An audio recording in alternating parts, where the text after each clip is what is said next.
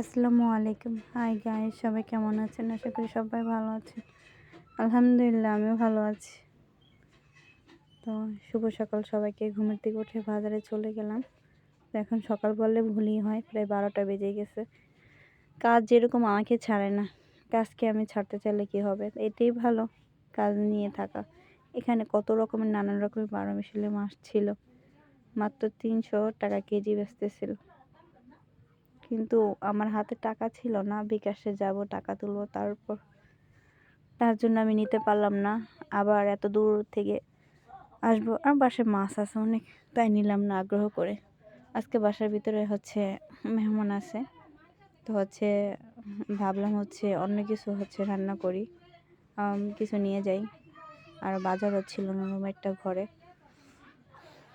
তো যাই হোক, বাজারে আসলাম, অনেক কিছু নিলাম। একা মানুষ এত নিতে পারি না। লাস্টের পর্যায়ে এক সময় হচ্ছিল অনেক জার্নি করতে পারতাম, কিন্তু এখন এরকম একটা সময় হয়ে গেছে, বেশি জার্নি করতে পারি না। তো তারপর অনেক কিছু নিয়ে নিলাম। যাই হোক, যেখানে যেখানে নিয়েছি এক জায়গায় সব জমাট করে গাড়ি নিয়ে হাঁটতে ভালো লাগে না, জায়গার থেকে নিতেছি ওখানে গিয়ে রাখতেছি। দেখি বাজার করে বাসা আসার পর আবার বিকালে একটু বের হলাম। এপারের কাজ তো শেষ, এখন নদীর ওপারে যাওয়া লাগবে। ওই যে একটা ফোন, আপনারা তো জানেনই, একটা ফোন নিয়ে আমার কতক্ষণ দৌড়াদৌড়ি করা লাগে। আবার ওই ফোনটার জন্য যেতে হবে, আর আমার আম্মুর জন্য কিছু কেনাকাটি করবো, তার জন্য যাব। আমার ওষুধ পানি আনা লাগবে, তার জন্য যাব।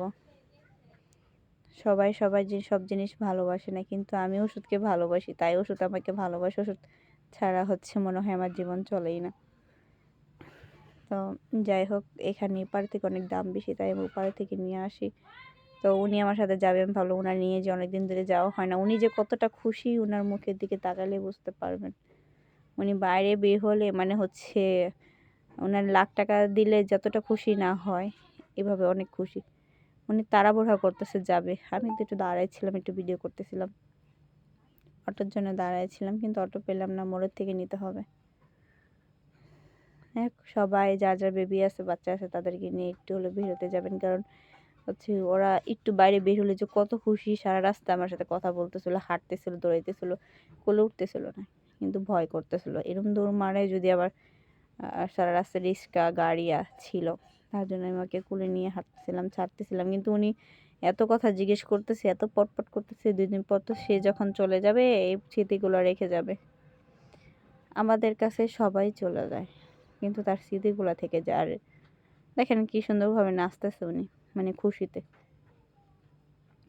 আর ওনার মুখটা দেখলে তো বুঝতে পারবেন উনি কতটা খুশি। সব জায়গায় দুষ্টামিনি করতেছিল। ওনার দুষ্টামিনি দেখে আশেপাশে যারা ছিল তারাও ওনার সাথে দুষ্টামিনি করতেছিল। বাচ্চারা এমনই হয়। কিন্তু নদী পার হতে উনি ভয় পায়। এই ভয়টা তো ওনার কাটাতে হবে। এখন তো কিছুই বলে না, এর আগে উনি এত ভয় পায় তো নদী পার হতে, এই ভয়ে তারপরে এখন একটু কেটে গেছে। তারপরে কেমন লাগতেছে, আমি ওনাকে দিয়ে কিন্তু ভয়টা কেটে যে অনেকভাবে বোঝাচ্ছিলাম। দেখ, আমাদের সন্ধ্যা হয়ে গেল। তো আমি আসলে একটু সন্ধ্যা করে আসি, কারণ এখানে আমি এপারে আসলে 2টা জিনিস খাই।